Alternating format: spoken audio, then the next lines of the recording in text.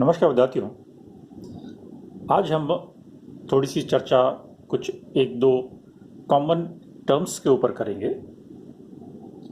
जो हम सामान्यतया गैसेस के जब न्यूमेरिकल प्रॉब्लम्स करते हैं तब उसमें या गैसेस के बारे में बात करते हैं तब उसमें यूज़ करते हैं। इसमें पहला है molar mass.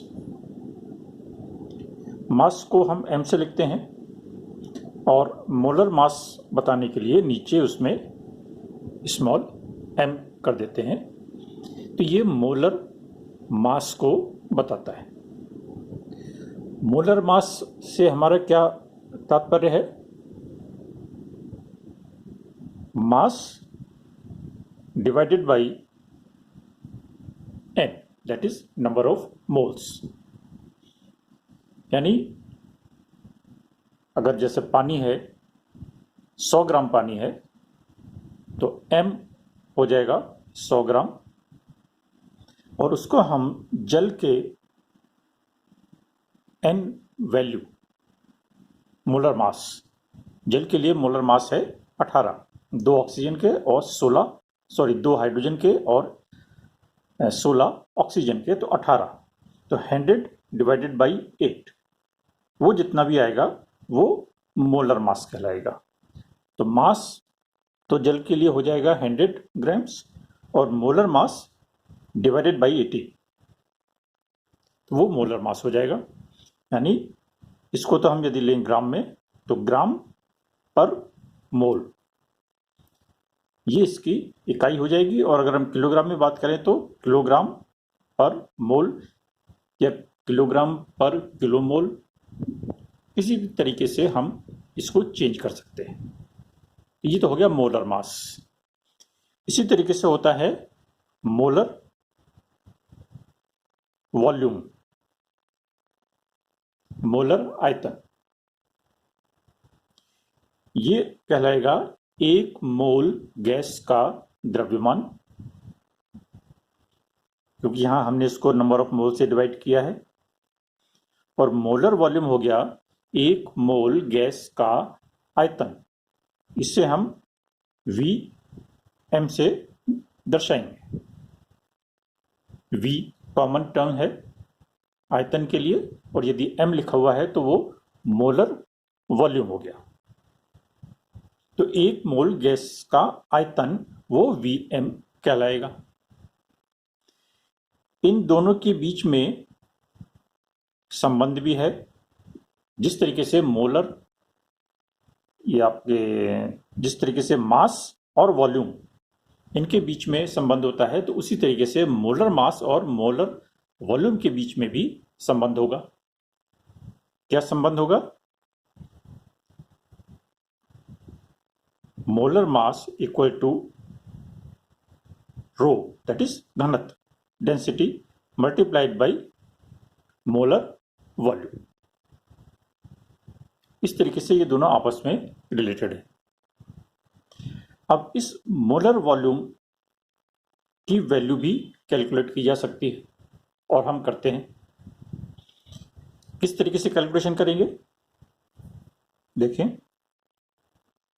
Calculation of Vm, molar mass के लिए, सॉरी मोलर वॉल्यूम के लिए कैलकुलेशन। गैस इक्वेशन हम लोग लिखते हैं PV इक्वल टू nRT। इसी से हम V निकालेंगे। V equal to nRT divided by P। तो n यदि हम यहां पर इन सब की वैल्यूज रखें, n इक्वल टू 1 मोल,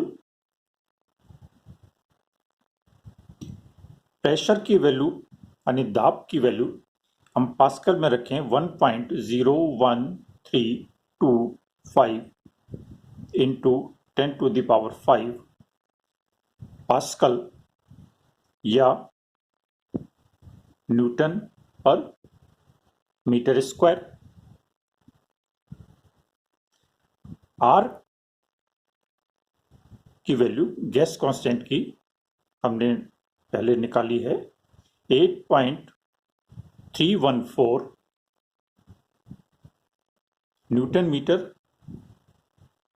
पर मोल पर केल्विन या पर केल्विन पर मोल, और न्यूटन मीटर की जगह पर हम जूल भी लिख सकते हैं। तो ये आर का मान लें और टी का मान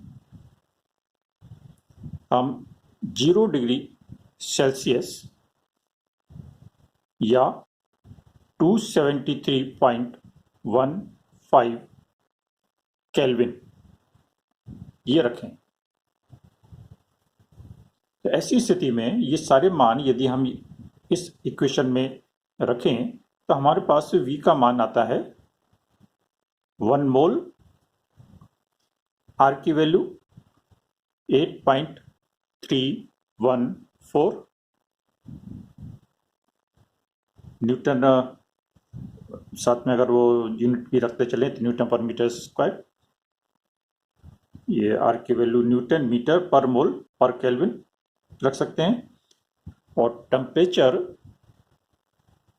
273.15 और नीचे प्रेशर की वैल्यू जो हमने लिखी है 1.01325 इंटू 10⁵ पास्कल या newton per metre square. Newton per metre square लिखेंगे तो यहां पर हम वैल्यू यूनिट इसके ले सकते हैं आर की न्यूटन मीटर पर मोल पर केल्विन। न्यूटन मीटर लिखने से यहां न्यूटन मीटर से ये एडजस्ट हो जाएगा, तो इसलिए हम यहां पर जूल ना लिखकर न्यूटन मीटर लिख लेंगे ताकि वो यूनिट्स कॉमन हो जाएं और कैंसिल आउट हो जाएं। इसको यदि हम हल करते हैं तो ये आता है 22.4 इंटू 10⁻⁻3। इसको आप कैलकुलेट करके देखें 10⁻⁻3 और यूनिट आ जाएगी मीटर क्यूब पर मोल, बाकी सब कैंसिल आउट हो जाएगा। 10⁻⁻3 इसको यदि हम लीटर में लिखें तो ये आ जाता है 22.4 लीटर पर मोल, और वही हम कहते हैं कि 1 मोल गैस का वॉल्यूम या आयतन 22.4 लीटर होता है। इसको हम कैलकुलेशन में यूज करते हैं और बोलते हैं। अब यहां पर एक चीज और हम डिस्कस करते हैं। R तो यूनिवर्सल गैस कांस्टेंट है, N 1 मोल है। इस टेम्परेचर और प्रेशर की वैल्यूज यदि हम परिवर्तित करते हैं, यानी यूनिट सिस्टम चेंज हो, वैल्यू इसकी चेंज हो, तो V का मान भी चेंज हो जाता है। ये जो हमारी कंडीशंस हैं जो हमने यहां पर अभी ली हैं, अर्थात टेम्परेचर 0 डिग्री सेंटीग्रेड और प्रेशर 1.01325 इंटू 10⁵ पास्कल, ये जो कंडीशन है ये STP की कंडीशन है, स्टैंडर्ड टेम्परेचर एंड प्रेशर। तो STP पर हम कहेंगे 1 मोल गैस का आयतन 22.4 लीटर होता है।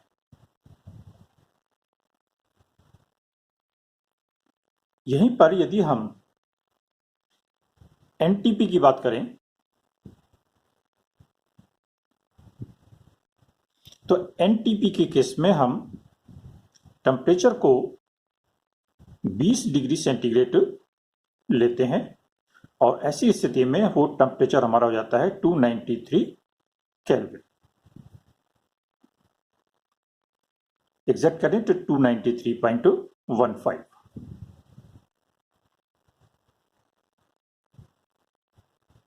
ऐसी स्थिति में इसकी वैल्यू V की चेंज हो जाएगी। यदि हम टेम्परेचर को 25 डिग्री सेंटीग्रेड लें तो ये कितना हो जाएगा? Temperature 298.213 kelvin. ये कंडीशन होती है SATP की, standard ambient temperature and pressure, normal temperature and pressure, जबकि टेम्परेचर यहां पर 20 डिग्री लिया है।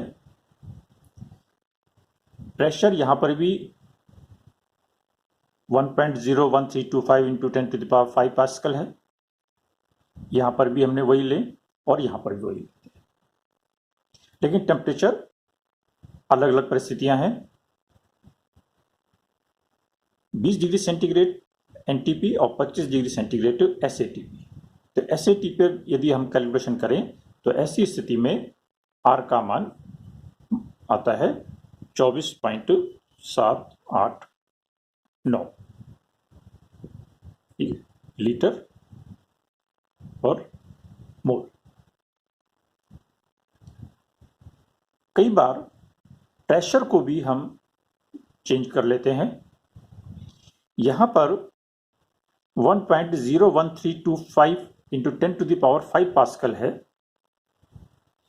एनटीपी पर प्रेशर को exactly 10 to the power 5 pascal लिया गया है, यानी 1 into 10 to the power 5 pascal.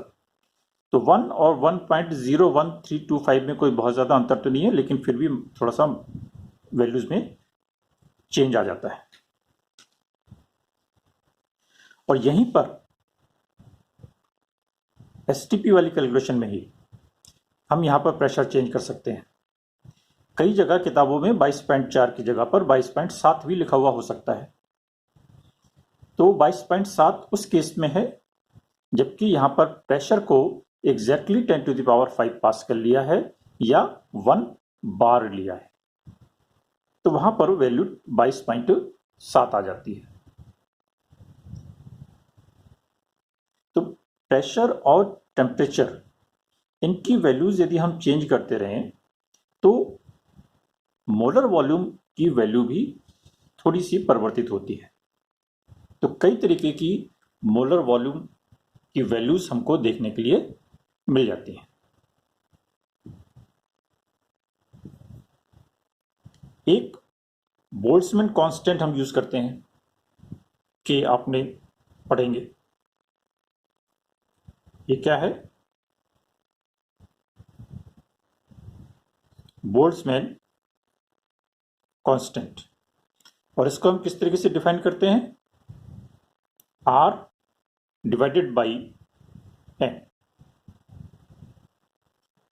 R universal gas constant है ही, और यदि इस R की वैल्यू को N, that is Avogadro number 6.023, ठीक है ना, तो R को यदि हम यहां पर ले लें 8.314 जूल पर मोल पर केल्विन, और N को हम यहां पर ले लें 6.023 into 10 to the power 23 moles, तो वो K के लिए वैल्यू निकल के आ जाती है 1.38 into 10 to the power -23 joule per kelvin.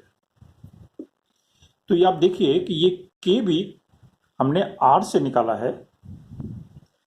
R gas constant है और इसको हमने अवोगाद्रो नंबर से डिवाइड कर दिया है, तो ये हम कह सकते हैं कि गैस कांस्टेंट पर मॉलिक्यूल हो गया। R गैस कांस्टेंट पर मोल, और जब हम N से डिवाइड करते हैं तो वो गैस कांस्टेंट पर मॉलिक्यूल हो जाएगा। तो कई बार हम अपनी कैलकुलेशन में आर यूज करेंगे जब हम मोल्स के बारे में बात करेंगे, और के यूज करेंगे जब हम एक मॉलिक्यूल के बारे में बात कर रहे होंगे उस समय। तो एक ही तरीके की वैल्यूज को हम अलग अलग परिस्थितियों में अलग अलग तरीके से यूज करते हैं।